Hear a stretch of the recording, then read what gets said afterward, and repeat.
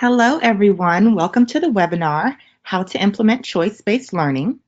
My name is Lauren Davis. I'm the content strategist and editor here at Schoology. And we've got 30 minutes of jam-packed content coming up for you. We're really excited about it. If you like what you hear, let us know you're out there and tweet to us during the webinar using the hashtag LearnWithSchoology. If you have any questions, feel free to ask them in the questions or in the chat box, and we'll get to them at the end of the webinar. And today we have with us Liz Lubeski. She's the instructional technologist at Manheim School District. Would you like to quickly introduce yourself, Liz? Hi, sure. I've been a teacher for 18 years, and in the last 3 years, I've been the instructional technologist, K-12 at Manheim Central School District in Pennsylvania. I personally have been using Schoology since 2012. And as enterprise users, our district is on year 5. So very familiar with Schoology, and I'm excited to share things about choice-based learning today.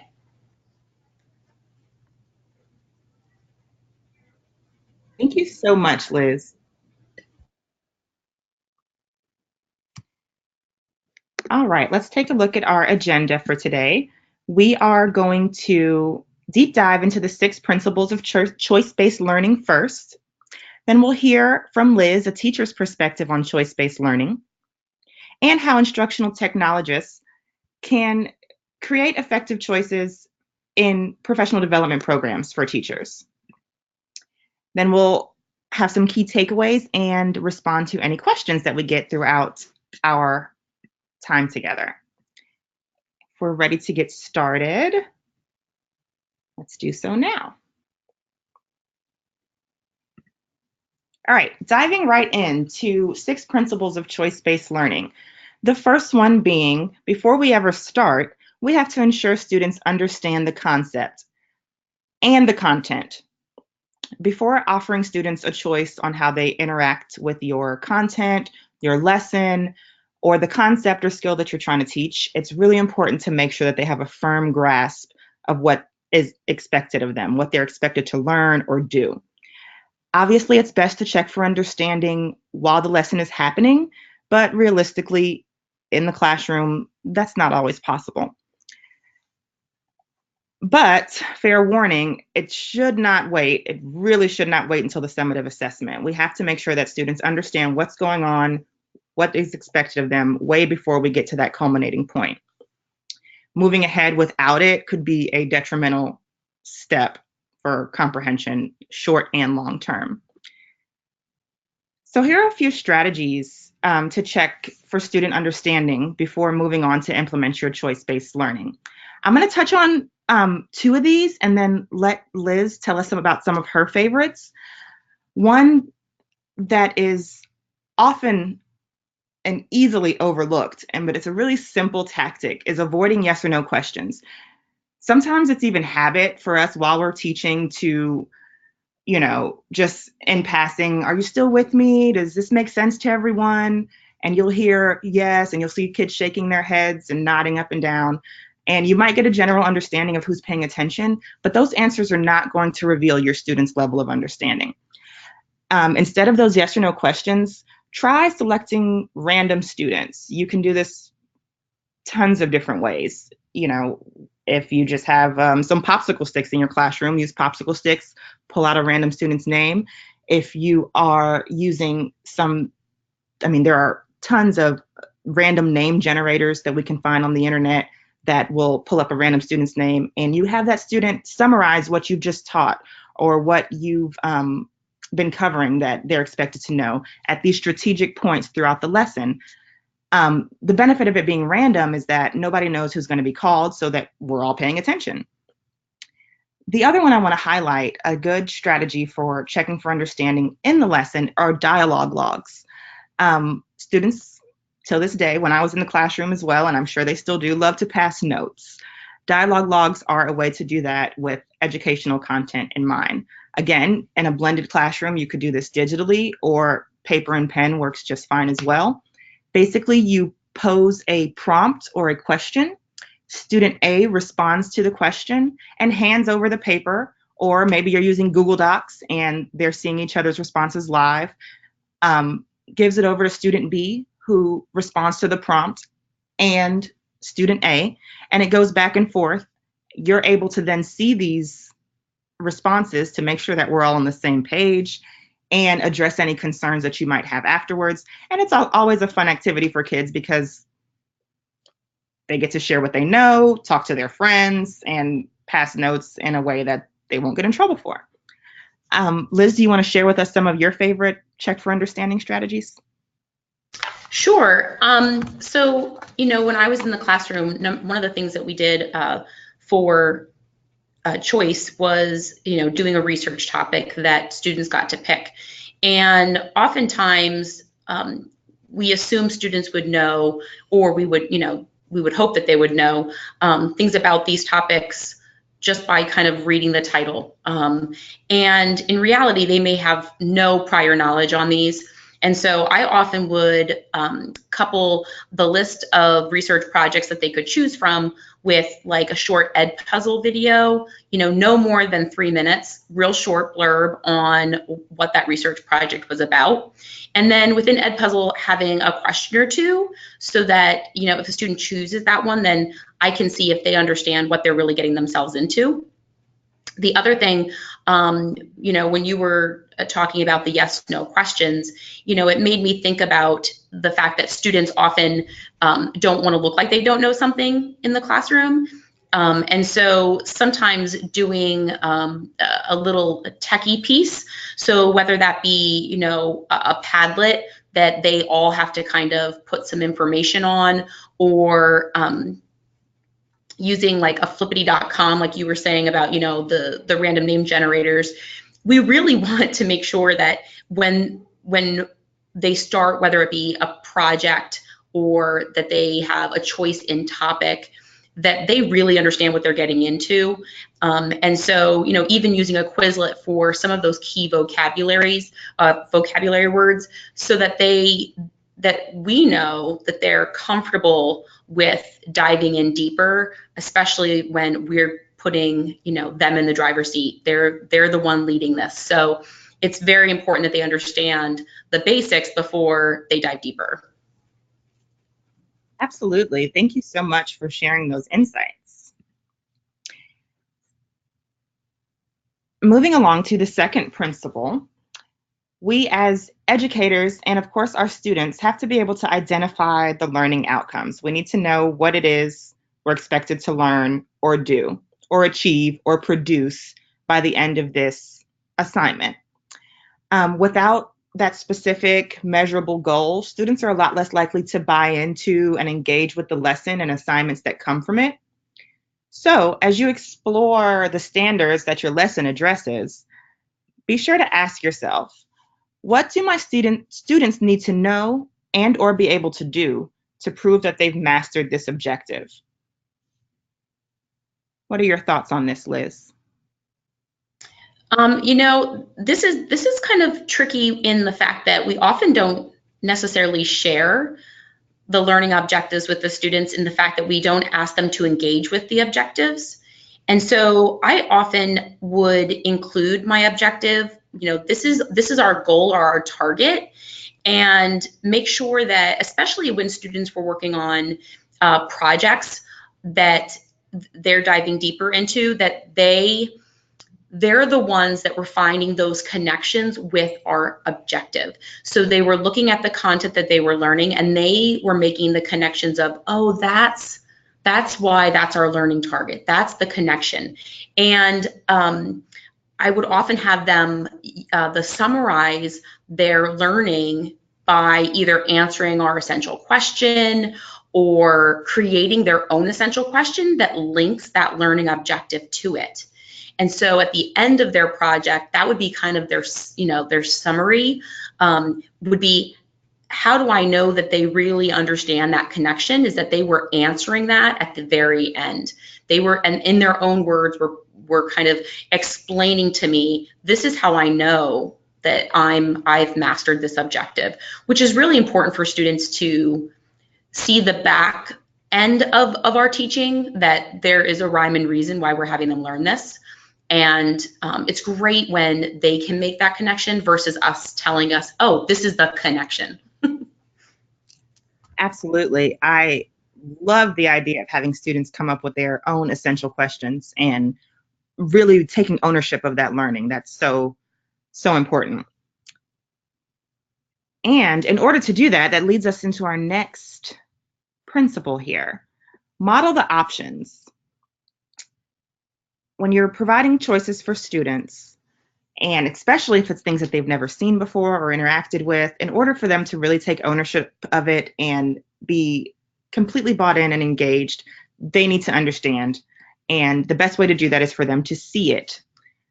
The purpose of modeling as an instructional strategy is to ensure that the students have a clear understanding of what is expected of them. With this much freedom of choice and opportunity to express your voice, students need to have direction.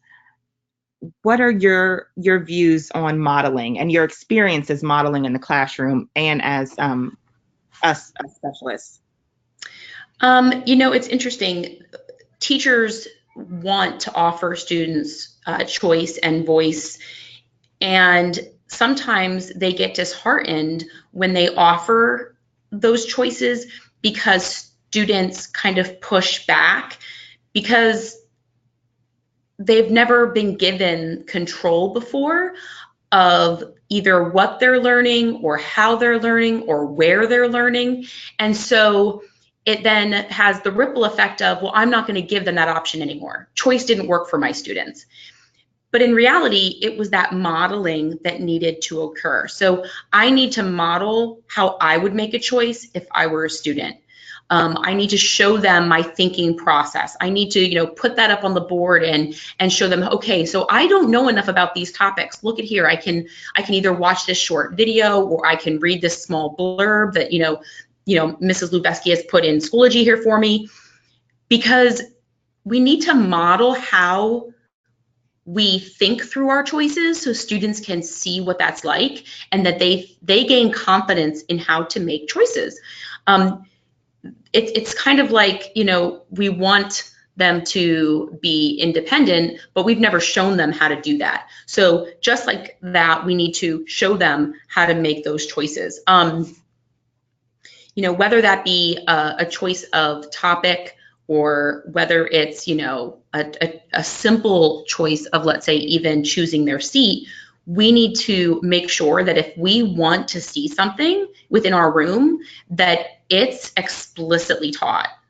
We cannot assume that they're coming in and know how to do these things. So I feel like even so much as taking notes or close reading, that we're modeling that for students. So when it's their time and they're given the chance to do it on their own with their own readings, that they know exactly how to do it.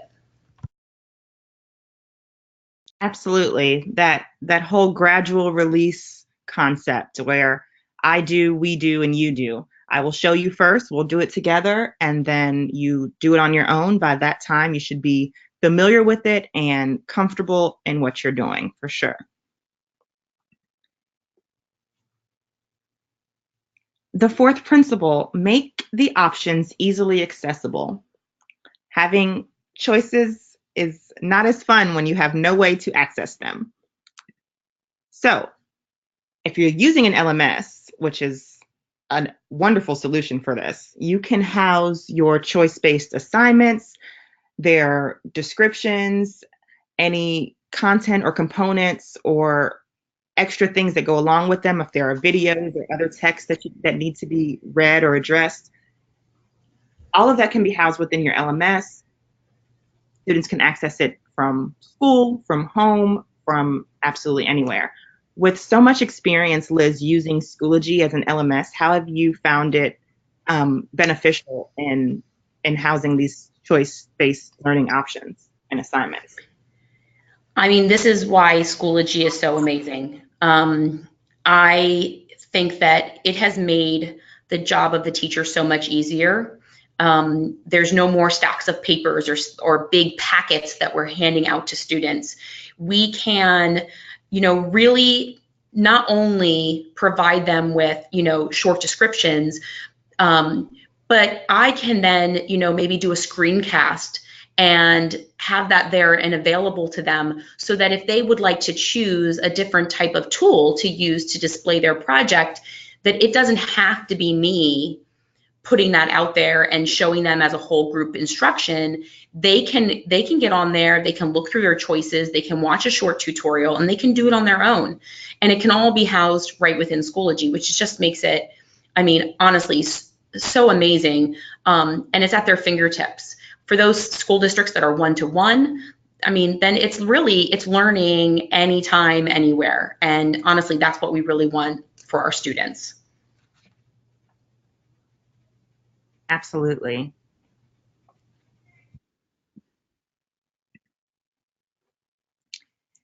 So as our students are progressing through their assignments and projects that they've chosen themselves, and they've had wonderful modeling and they feel completely comfortable taking it on their own, they have ownership of their learning.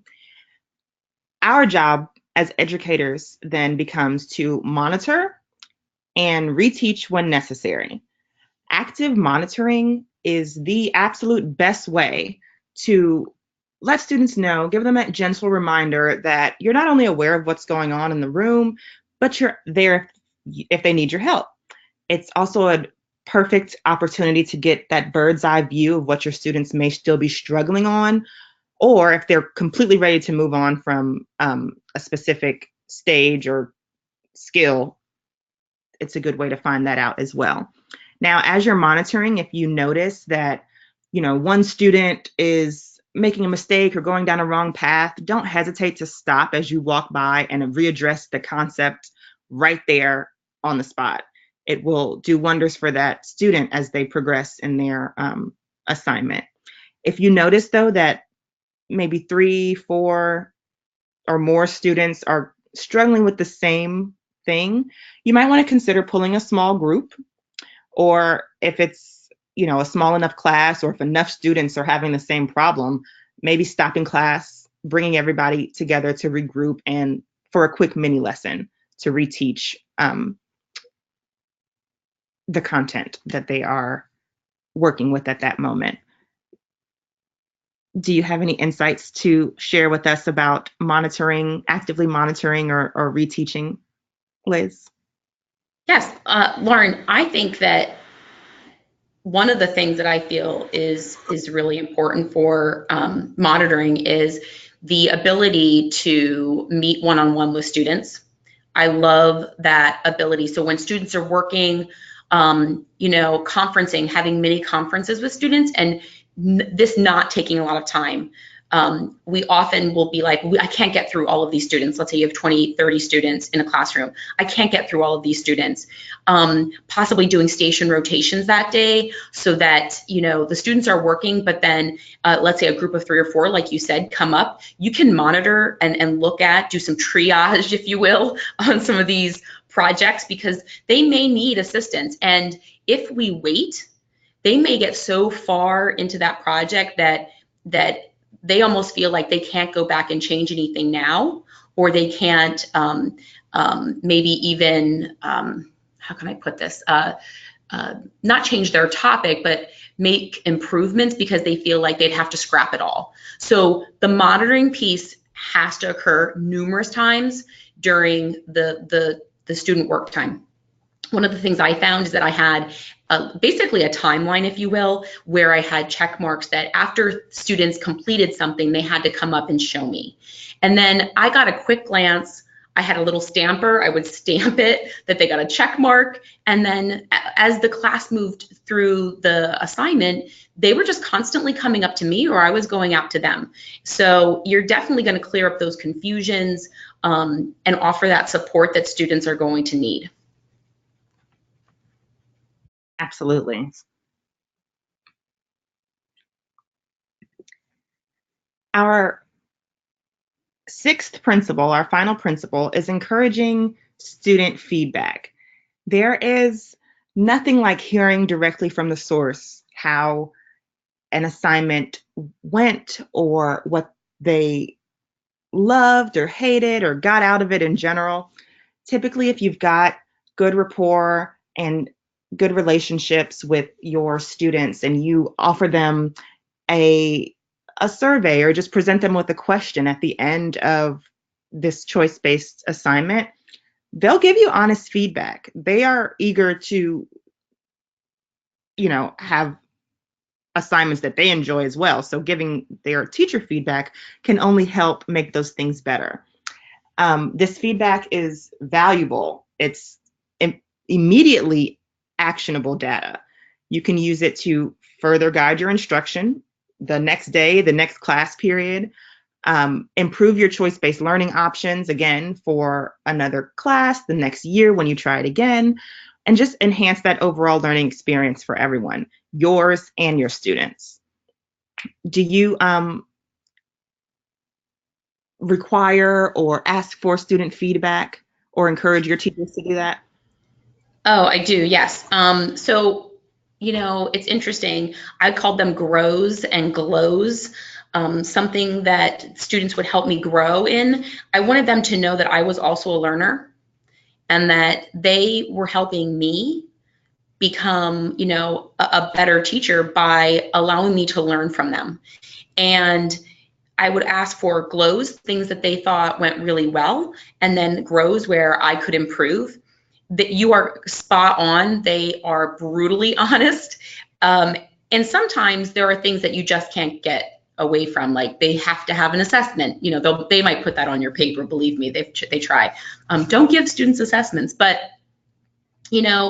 as the year progresses, you're going to find I would do them for each of my units. And then for any large projects that we were working on, I'd also ask for feedback.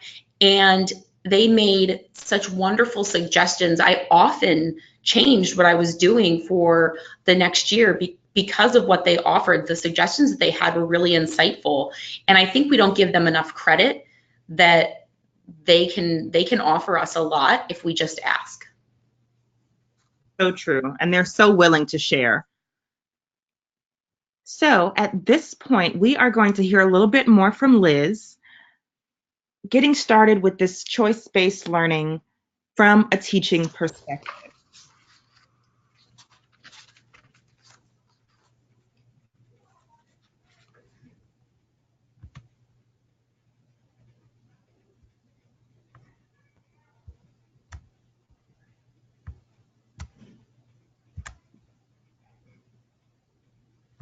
Okay, can everybody see that?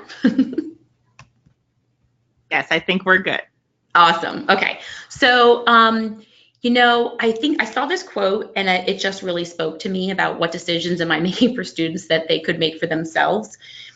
Maybe it's my years in the classroom where I know that I said this very thing where I would say, why do students want me to, handhold all the time? They just don't do anything on their own.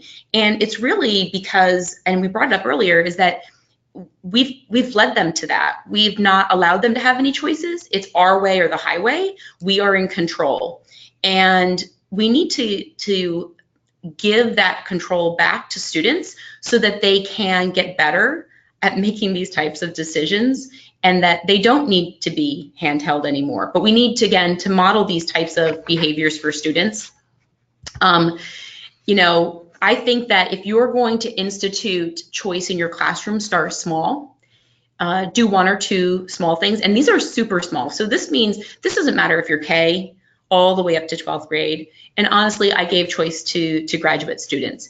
It's starting small. So I know that many of you are probably going to cringe at this, but allowing them to choose where they sit. I taught 8th grade for 16 years, and I can tell you that when I stopped being a dictator of my classroom and even just said, okay, you can sit anywhere you'd like, but these are the things that we need to think about. I would, give them little cards and say, okay, I want you to think about if you sit beside your friends, are you going to be distracted? Are you going to get your work done? Are there people that you definitely have had experience with before that you don't work well with? They'd hand me the cards. And at the beginning of the year, I would take those into account and seat them in those areas. using their, like, who would they like to sit by, who wouldn't they, they don't work well with. And then as the year went on, I would give up more and more of that control and allow them to pick where they sat. Flexible seating. I know a lot of elementary classrooms already have really awesome things in their rooms that they can provide, seating. But, as you get up in the grades, middle school, high school, you don't see these types of areas, but they really should be in there. We've seen, at least at our district level, we're seeing, just having a carpet in your room so that students can, cock a squat on the floor, or balance balls. We have those here at the middle school and our elementary. Standing desks.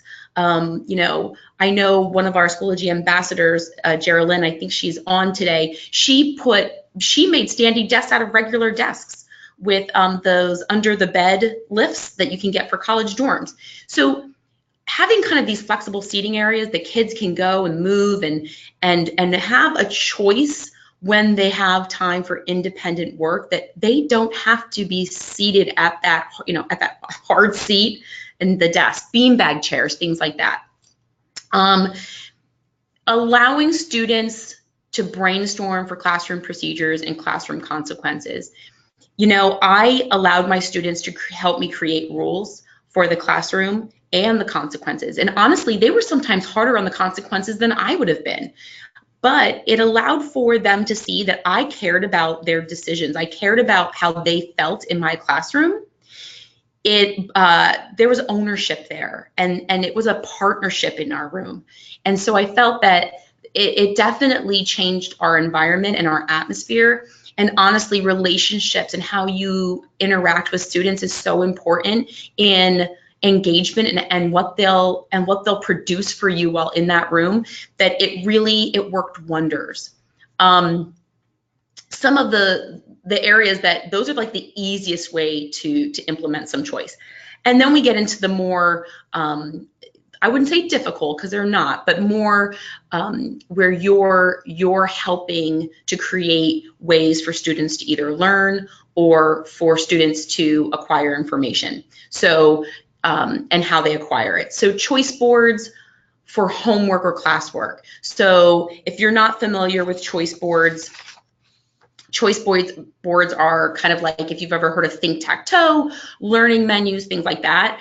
By the way, I created a whole list of those, and we're going to put those in the chat window for you. It's a whole list of resources that are templates, so that you can actually, when you click on them, it's going to force you to make a copy of it, and you could be making a choice board tonight.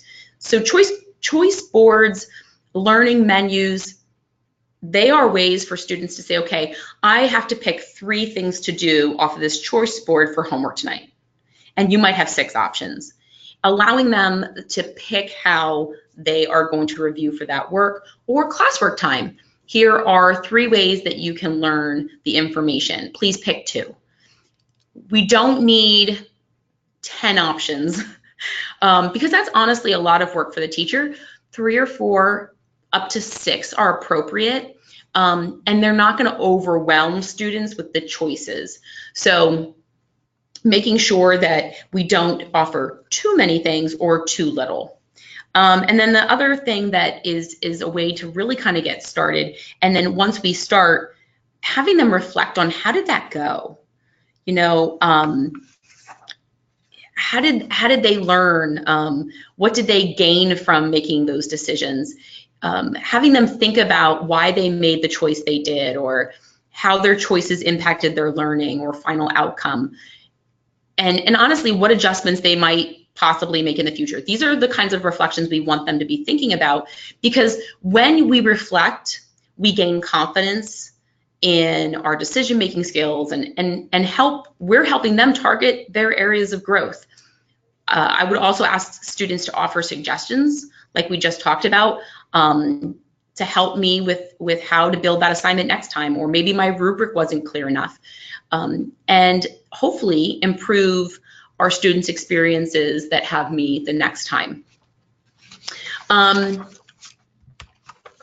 These are some areas. I created a graphic to kind of just review the types of choices. So you have the really simplistic student choices of classroom. So, you know, maybe rules and procedures, offering that flexible seating, or just where they can sit.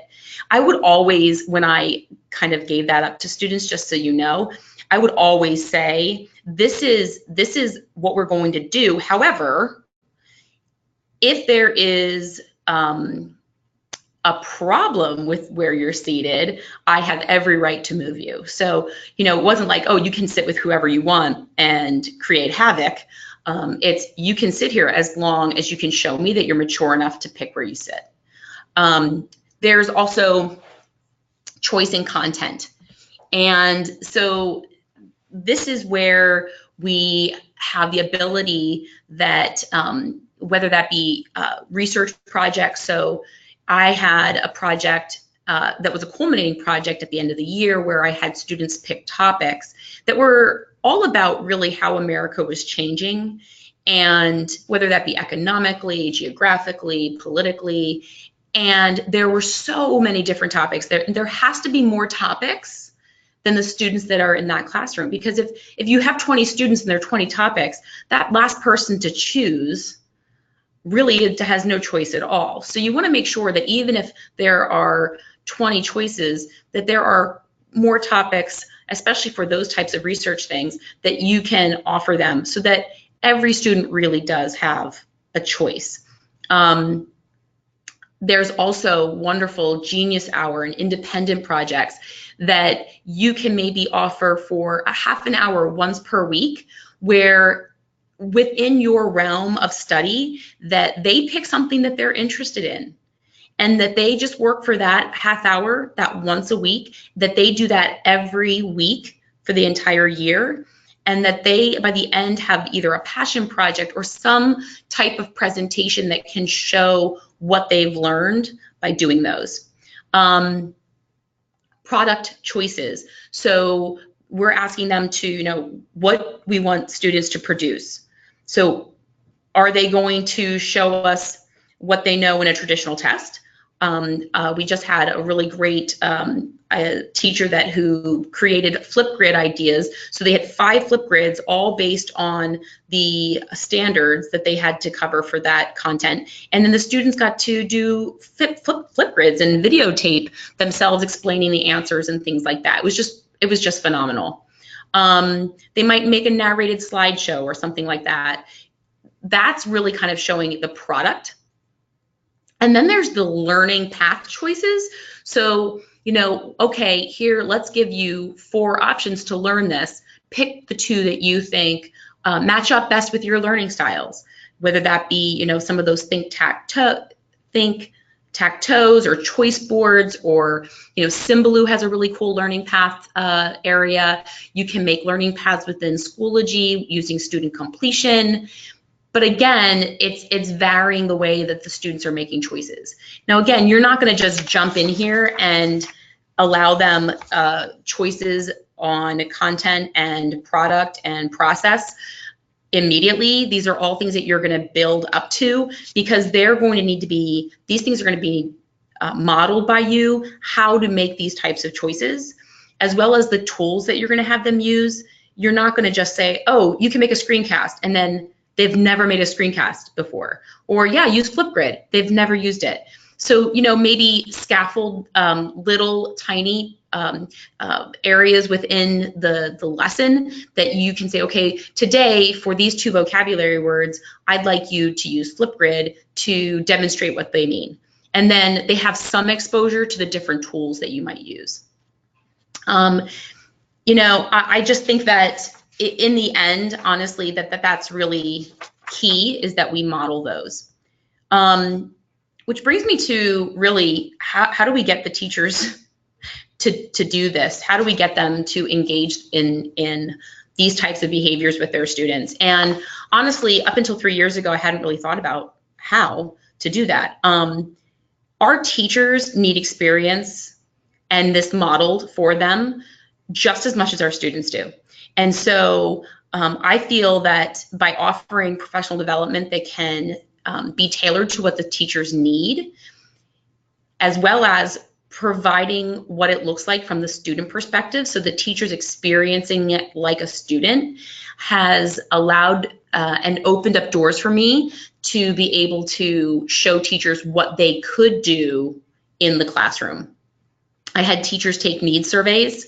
You know, where do you think you are when you're using Schoology? And I have it down on the lower point, but, you know, do you think you're a beginner, an intermediate, or advanced? And then later, when I built modules for the teachers who were my students at that point, I built them so that there were options that they could actually self-select and say, okay, this is where I fall, and this is what the professional development I'm going to use.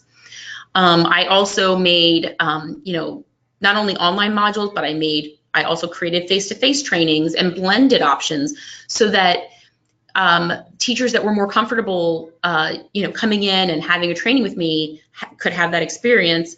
But I always used our online tools and always modeled these behaviors and using, you know, the LMS to its fullest within that face-to-face training as well.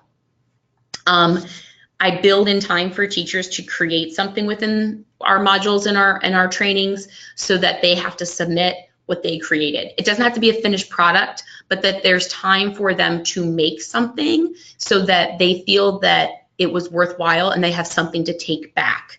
That it wasn't just them sitting and getting for hours. You know, it's the worst to be in those types of professional developments. And then providing time for reflection on their learning. I love reading those, because the insight that they make from the student perspective is so powerful.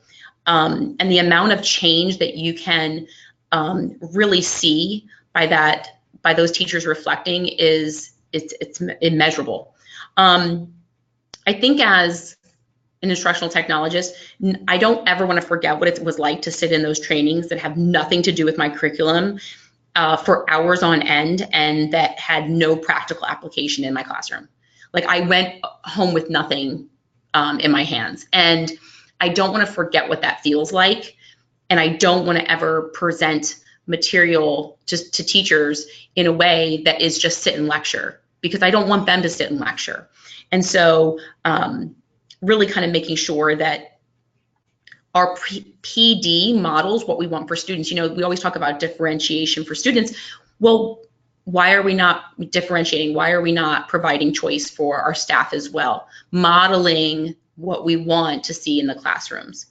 And so I think the expectation is that learning and reflection is then built in throughout our PD throughout the year, so that they're building on what they learned, instead of, well, this is a once and done and we're never going to talk about this again. And so that's really what I've created for staff. And this is our third year actually creating modules for staff. They have to finish 3 modules over the summer, and then they get actually an in-service day back the week before school starts. So it's been really, really beneficial here at Manheim Central, and I hope that, you know, maybe you can try something like that at your school district. Awesome. Thank you so much. So much wonderful, valuable information. And also, thank you all for attending.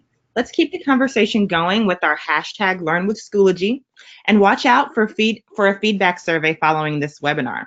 We definitely want to know what you thought about it and how you liked us. Thanks to our fantastic speaker, Liz Lubeski. It's been an honor to have you as part of this webinar, and thank you so much for sharing your story. We have a couple of questions in the chat. This one is for Liz, and we'll address a few of these before we hop off. Any that we don't get to, if we run out of time, we will respond to them by email, so no worries there. Liz, Julian asked, how do you explain choice-based learning to your principals? That's a great question. So I guess when I'm explaining it to administrators is that we don't have to, especially for content, if you're referring to content, because sometimes they're like, these are the standards, is that there's always choice for the teachers on how we present that information. We're just allowing our students to have a variety of ways in order to gain that information. So it doesn't have to be that the students are just picking anything that they want to study. It's more about the teachers creating an array either of what they could study or a variety of the ways they could learn it. So that's really how I explain it. It's not that they can just study anything that they want willy-nilly. It's that the teacher is ultimately behind the scenes, but that it's still them learning what they need to learn, just in a way that they feel that they have ownership of the learning. For sure. We also have a wonderful resource. It's an ebook on how to implement choice-based learning. Maybe we can drop a link to that in the chat box for you guys. If not, you can access it at schoology.com/resources. Here is another question for you, Liz. A couple of people are asking if the slides will be available after the presentation. They absolutely will. So no worries there. You will get all of these. Next question, Liz. Sam asks, Liz, I know you're an active part of the Schoology community. How has that helped you develop this, if it has had any impact on it? Okay, so I'm going to preface this with, you're probably going to hear the announcements going on in the back of my building, so I apologize. But the community has been unbelievable, and I cannot tell you the amount of things that I've learned. Most of the things that I shared with you for the resources are actually ideas that I gained from fellow Schoology ambassadors that are doing amazing things. And so if you're not following them on Twitter, you need to, or even just Schoology Champions program, they immediately get back to you and share information with you. The conference was phenomenal, and so a lot of the things that you're seeing, I kind of gathered from them, and we share a lot of stuff through the public resources and things like that. So I can't tell you the enormity, but I mean it's immeasurable. They are a huge help. Awesome. One last question before we hop off. Christina asks, are choice-based learning and project-based learning similar, and how can I use both in an online-only setting? That's a great question. So they are similar. So we were talking about choice-based learning, but I included in there project-based learning because that's really what, when you're talking about product and what they're producing, that's really what we're talking about. The only difference I would see with the project-based learning is that some of these projects take a long amount of time. So maybe like when we were talking about the Genius Hour, something like that, that's very similar to project-based learning. And there's a lot more authenticity. So like things that would really be authentic to students' everyday lives. The second part of that question, oh, in an online setting and how you would do that in an online setting. I honestly think it would be easier in an online setting.